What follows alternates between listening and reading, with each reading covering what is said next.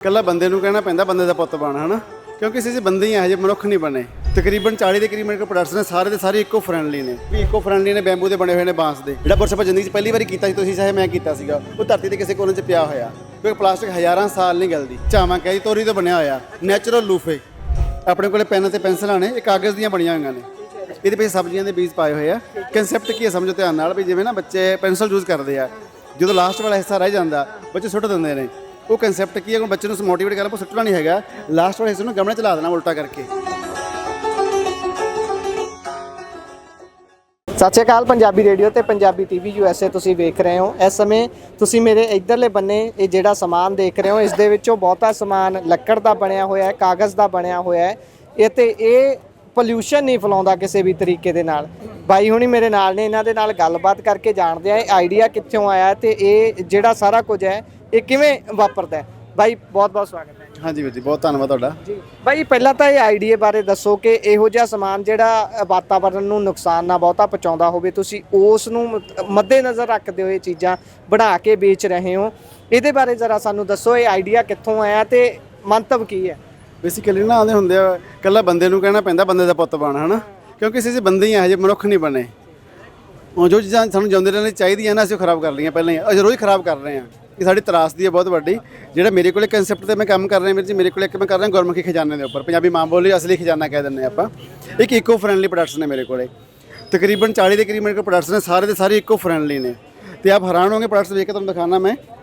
ਜਿਵੇਂ ਆਪਣੇ ਕੋਲੇ ਇੱਕ ਆ ਬਣੇ ਹੋਏ ਆ, ਆਹ ਦੇਖੋ ਤੁਸੀਂ, ਇਹ ਨੈਚੁਰਲ ਲੂਫੇ ਬੋਡੀ ਸਕਰਬ, ਝਾਵਾਂ ਕਹਿ ਜੀ ਤੋਰੀ ਤੋਂ ਬਣਿਆ ਹੋਇਆ ਨੈਚੁਰਲ ਲੂਫੇ, ਔਰ ਬੜੀ ਡਿਮਾਂਡ ਹੈ ਇਹਦੀ ਹੈ ਨਾ। ਇਹ ਟੂਥਬਰਸ਼ ਬਣਾਏ ਆਪਾਂ, ਇਹ ਵੀ ਇੱਕੋ ਫਰੈਂਡਲੀ ਨੇ, ਬੈਂਬੂ ਦੇ ਬਣੇ ਹੋਏ ਨੇ, ਬਾਂਸ ਦੇ, ਸਾਰੇ ਐਨਵਾਇਰਨਮੈਂਟ ਨੂੰ ਲੈ ਕੇ ਬਣੇ ਹੋਏ ਨੇ। ਬੰਦਾ ਕਹਿੰਦਾ ਇਹਦੇ ਬੈਨੀਫਿਟਸ ਕੀ ਨੇ ਟੂਥਬਰਸ਼ ਦੇ। ਇਹ ਵੀਰ ਜੀ ਆਪਾਂ ਵੇਸਟ ਕਰਦੇ ਹਾਂ, ਗਲ ਜੂਗਾ, ਸੜ ਜੂਗਾ, ਮੱਚ ਜੂਗਾ, ਵਾਤਾਵਰਨ ਨਹੀਂ ਖਰਾਬ ਕਰਦਾ।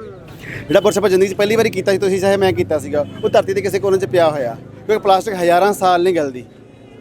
ਮੇਰੇ ਕੋਲ ਟੈਂਕ ਕਲੀਨਰ ਨੇ, ਇਹ ਵੀ ਬੈਂਬੂ ਦੇ ਬਣੇ ਹੋਏ ਨੇ, ਬਾਂਸ ਦੇ। ਆਹ ਦੇਖੋ ਇਹ ਟੈਂਕ ਕਲੀਨਰ, ਇਹ ਬੈਂਬੂ ਦੇ ਬਣੇ ਹੋਏ ਨੇ। ਇਹਨਾਂ ਨੂੰ ਫੰਗਸ ਪਵੇ, ਇਹਨਾਂ ਨੂੰ ਜੰਗਾਲ ਪਵੇ।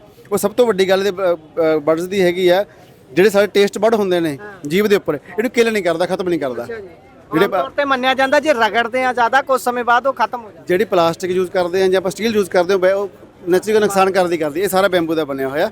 ਔਰ ਮੇਰੇ ਕੋਲ ਬੈਂਬੂ ਦੇ ਬਣੇ ਹੋਏ, ਬਾਂਸ ਦੇ ਬਣੇ ਹੋਏ ਪੈਨ ਵੀ ਸੀਗੇ ਹੈ ਨਾ, ਬਰਸ਼ ਵਗੈਰਾ ਵੀ ਹੈਗੇ ਨੇ, ਸਟੈਪਲਰ ਦੇਖ ਲਓ ਬਣੇ, ਜਿਮੈਟਰੀ ਬਾਕਸ ਵੀ ਬੈਂਬੂ ਦੇ ਬਣੇ, ਬਾਂਸ ਦੇ ਬਣੇ ਹੋਏ ਨੇ, ਸਕੇਲ ਹੋ ਗਏ, ਸ਼ਾਰਪਨਰ ਹੋ ਗਏ, ਪੈਨਸਲਾਂ ਹੋ ਗਈਆਂ, ਸਾਰੇ ਬਾਂਸ ਦੇ। ਉੱਗਣ ਵਾਲੇ ਪੈਨ ਕਿਹੜੇ ਨੇ ਤੁਹਾਡੇ ਕੋਲ? ਹਾਂ, ਉਹ ਸਟਾਕ ਖਤਮ ਹੋ ਗਿਆ ਵੀਰ ਜੀ, ਫਿਰ ਦਿਖਾ ਦਿੰਦੇ, ਇੱਕ ਦੋ ਪੀਸ ਪਏ ਹੋਣਗੇ ਮੇਰੇ ਕੋਲੇ।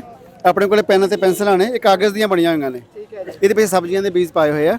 ਕਨਸੈਪਟ ਕੀ ਹੈ ਸਮਝੋ ਧਿਆਨ ਨਾਲ, ਵੀ ਜਿਵੇਂ ਨਾ ਬੱਚੇ ਪੈਨਸਲ ਯੂਜ਼ ਕਰਦੇ ਆ, ਜਦੋਂ ਲਾਸਟ ਵਾਲਾ ਹਿੱਸਾ ਰਹਿ ਜਾਂਦਾ ਬੱਚੇ ਸੁੱਟ ਦਿੰਦੇ ਨੇ। ਉਹ ਕਨਸੈਪਟ ਕੀ ਹੈ, ਹੁਣ ਬੱਚੇ ਨੂੰ ਮੋਟੀਵੇਟ ਕਰਨਾ, ਸੁੱਟਣਾ ਨਹੀਂ ਹੈਗਾ, ਲਾਸਟ ਵਾਲੇ ਹਿੱਸੇ ਨੂੰ ਗਮਲੇ 'ਚ ਲਾ ਦੇਣਾ ਉਲਟਾ ਕਰਕੇ। ਤੇ ਬੱਚੇ ਨੂੰ ਬੋਲੋ ਪੁੱਤ ਪੈਨਸਲਾਂ ਉੱਗਣਗੀਆਂ, ਰੋਜ਼ ਪਾਣੀ ਪਾਇਆ ਕਰ। ਉਹ 15 ਦਿਨ ਪੌਦਾ ਉੱਗ ਰਿਹਾ, ਬੱਚੇ ਨੂੰ ਪੈਨਸਲਾਂ ਉੱਗਣਗੀਆਂ ਹੈ ਨਾ।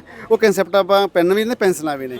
ਉਹ ਸਭ ਤੋਂ ਵੱਡੀ ਗੱਲ, ਬਹੁਤ ਕਮਾਲ ਦੇ ਰਿਫਲ ਪਾਇਆ, ਬਹੁਤ ਅਸੀਂ ਖੁਦ ਤਿਆਰ ਕਰਦੇ ਹਾਂ ਜੀ। ਬਿਲਕੁਲ, ਬਹੁਤ ਸੌਖਾ ਹੈ। ਸੋ ਤੁਸੀਂ ਬਹੁਤ ਚੰਗਾ ਕੰਮ ਕਰ ਰਹੇ ਹੋ, ਪੰਜਾਬੀ ਮਾਂ ਬੋਲੀ ਨੂੰ ਲੈ ਕੇ ਵੀ ਤੁਸੀਂ ਕਨਸੈਪਟ ਲੈ ਕੇ ਚੱਲ ਰਹੇ ਹੋ। ਤੁਸੀਂ ਸਮਾਂ ਦਿੱਤਾ, ਬਹੁਤ ਬਹੁਤ ਧੰਨਵਾਦ, ਕਿਉਂਕਿ ਤੁਹਾਡਾ ਵੀ ਕਾਰੋਬਾਰ। ਹਾਂ ਨਹੀਂ ਕੋਈ ਨਹੀਂ ਵੀਰ ਜੀ, ਜੇ ਐਨ ਵੀਰ ਜੀ ਤੁਹਾਡੇ ਭਰਾ ਮਾਰ ਕੇ ਅਸੀਂ ਅੱਗੇ ਸੇਲ ਪਾਰ ਪਾਉਂਦੇ ਹਾਂ। ਮੇਰਾ ਮੋਬਾਈਲ ਨੰਬਰ ਹੈ 98767 51212, ਗੁਰਵਿੰਦਰ ਸਿੰਘ ਮੇਰਾ ਨਾਮ ਆ। ਔਰ ਮੇਰੇ ਸਾਰੇ ਪ੍ਰੋਡਕਟਸ ਪੂਰੇ all over India cash on delivery ਆ, ਜਿਹਨੇ ਮਰਜ਼ੀ ਆਰਡਰ ਪਾ ਲਓ, ਚਾਹੇ ਮੇਰੇ WhatsApp ਨੰਬਰ ਭੇਜ ਦਿਓ, ਮੈਨੂੰ ਸਟਾਫ ਤੁਹਾਨੂੰ ਪਹੁੰਚਦਾ ਕਰ ਦੇਗਾ। ਜੀ ਬਹੁਤ ਬਹੁਤ ਸ਼ੁਕਰੀਆ ਜੀ ਵੀਰ ਜੀ, ਬਹੁਤ ਬਹੁਤ ਧੰਨਵਾਦ।